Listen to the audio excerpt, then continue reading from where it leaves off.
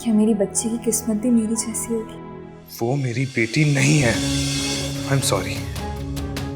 बीवी है वो तुम्हारी बेटा? वो अब मेरी बीवी नहीं है। Bano aunty, Bano aunty, Bano aunty. Iman बेटा, तुम इस वक्त सब खैरियत तो है ना? बानो आंटी, मुझे बहुत तकलीफ हो रही है। अच्छा आओ अंदर आओ, शाबाश।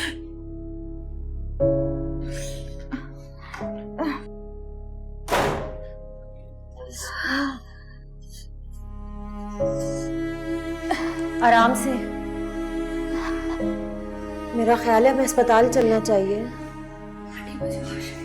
हो रही है। मगर क्या बेटा? आंटी, पैसों का बंदोबस्त तो होने दे।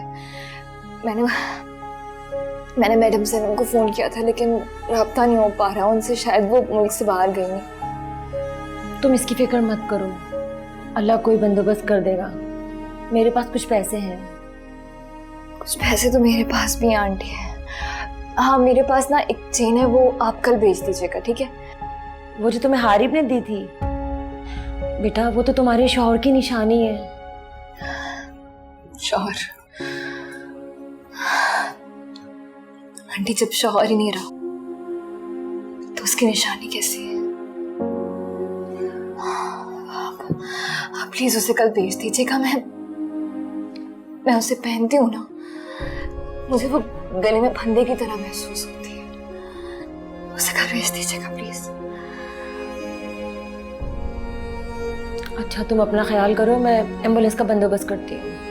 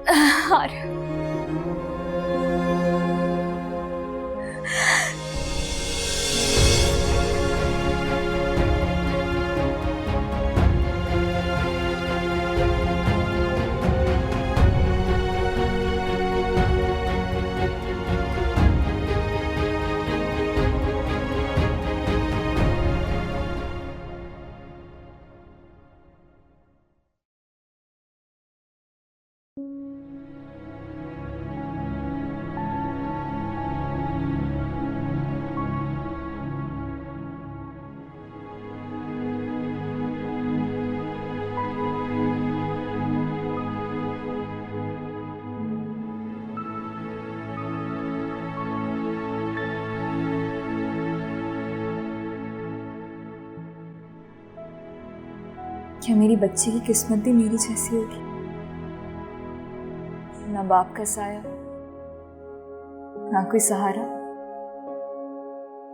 तो फिर क्या नाम रखिए सन्नी परी का? हाया। बहुत ही प्यारा नाम है बेटा। मैंने नहीं सोचा ये नाम, बानो आंटी। ये नाम हारिब को बहुत पसंद था।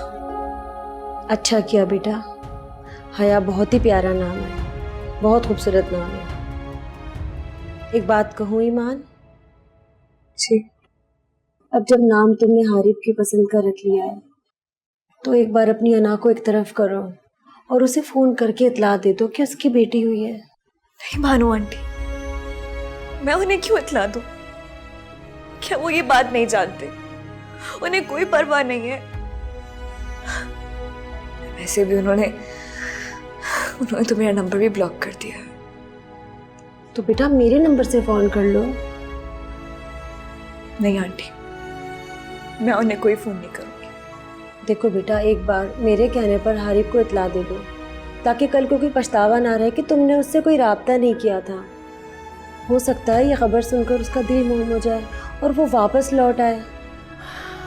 औलाद बहुत बड़ी कमजोरी होती है इंसान की। वो यकीनन बेटी की पैदाइश का सुन के जरूर आएगा ईमान। मेरे कहने पर एक बार बेटा, एक बार कॉल कर लो।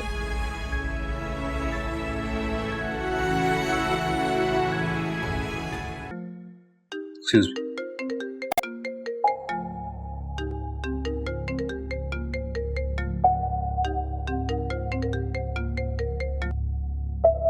हेलो। हेलो हारी बेटा, कैसे हो? मैं बानो आंटी बात कर रही हूँ।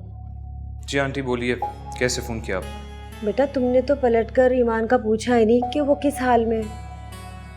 आखिर ऐसा क्या हुआ तुम दोनों के बीच में कि तुमने इससे राब्ता ही खत्म कर दिया? बीवी है वो तुम्हारी बेटा।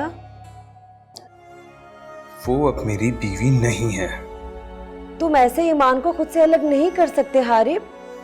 आंटी निहायत अदब और माजरत के साथ, आइंदा मुझे फोन मत कीजिएगा।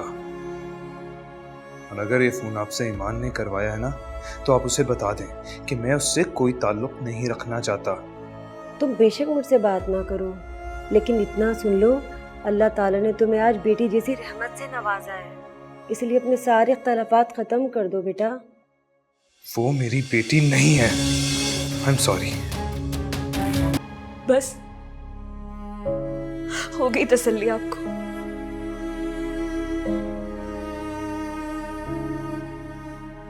मैं उम्मीद करती हूँ आंटी कि आइंदा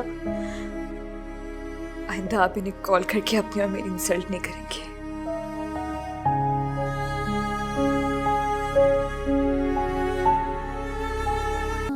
ईमान, अब तो मुझसे मार खाकर ही बाज आओगी। बेटा हर वक्त की नाउम्मीदी रोना धोना अल्लाह को पसंद नहीं है। आंटी मैं क्या करूं? मैं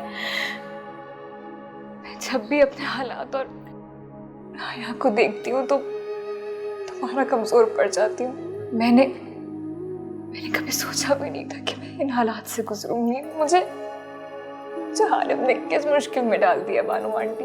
तुम जैसी हुनरमंद और मजबूत लड़की के मुंह से ये बातें सुनकर मुझे हैरत हो रही है। अभी भी कुछ नहीं बिगड़ा बेटा, बस तुम 2-4 दिन आराम करके अपनी रूटीन की जिंदगी और जॉब की तरफ वापस आओ। हया को मैं संभाल लिया करूंगी, उसकी फिक्र तुम बिल्कुल मत करो। पता है मुझे कभी कभी क्या लगता है, मुझे कभी कभी लगता है कि अल्लाह ताला ने मेरे लिए आपको फरिश्ते के रूप में भेजा। बड़ी भी बिल्कुल ठीक कहती थी,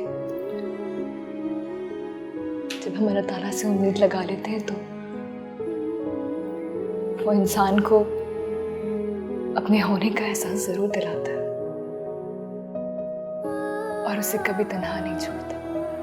तुम खुद बहुत मासूम और अच्छी हो बेटा। ये सब वक्ती आजमाइशें हैं, मुझे पूरा यकीन है बहुत जल्द अल्लाह तुम्हारे लिए आसानियां पैदा करेगा। सुम्मा आमीन। चलो उठो, शाबाश, हया का दूध गर्म करो। उठो शाबाश, आओ। आंटी मुझे आपसे एक बात करनी है। बोलो बेटा।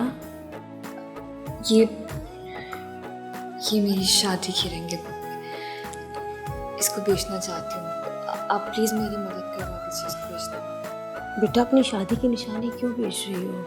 अगर ज़रूरत है तो मुझसे ले लो। नहीं बानो आंटी, आप बस इसको प्लीज़ सेल करवाने में मदद करवा दीजिए प्लीज़, आपकी बहुत मेहरबानी होगी। ओके, मर्जी है तुम्हारी Iman. Thank you Bano aunty.